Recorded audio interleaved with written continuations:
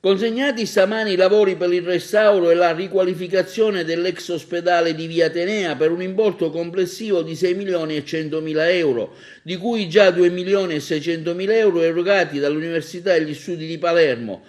La rimanente parte dal comune di Agrigento con fondi che rientrano nel programma Girgenti, che prevede una serie di importanti interventi per la riqualificazione della città.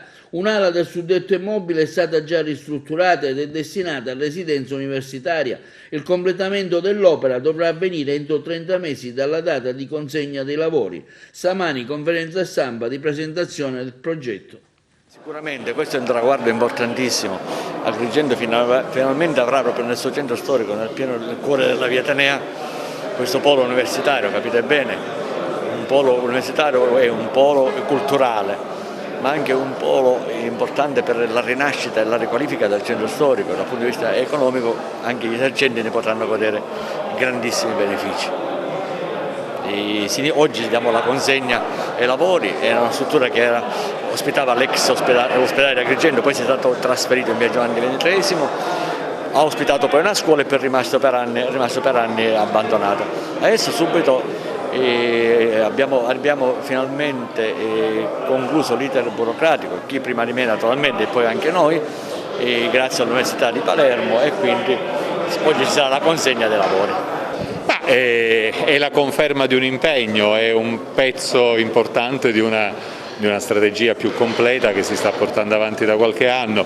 Noi stiamo rafforzando sempre di più la nostra presenza su Agrigento. Io parlo sempre più spesso di una Università della Sicilia occidentale insieme ad essere Università di Palermo, e questo perché Agrigento per noi è una parte importante della nostra offerta formativa, della nostra presenza sul territorio siciliano.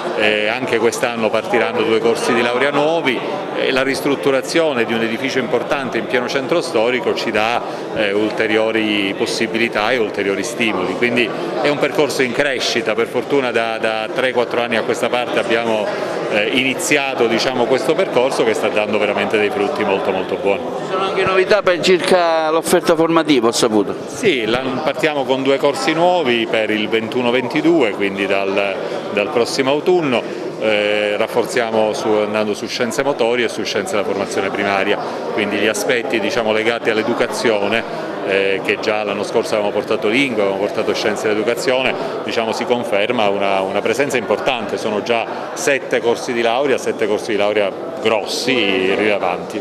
Oggi si segna una data estremamente importante nella storia recente di questa città e di questa provincia. Quello che molti consideravano un sogno, cioè ristrutturare i locali del vecchio ospedale di Via Atenea, è diventata una concreta realtà.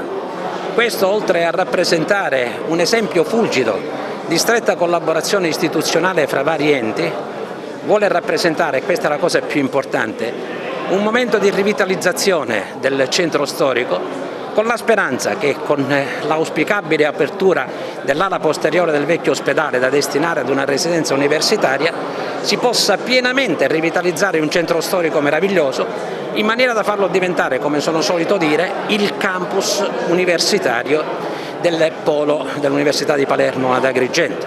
Cioè fare del centro storico non solo la parte vitale dei cittadini di Agrigento, ma anche la parte vitale di quella popolazione universitaria che ha scelto di venire ad Agrigento e che ci auguriamo possa crescere anche in funzione dei nuovi corsi di laurea che saranno aperti il prossimo anno e nell'anno successivo.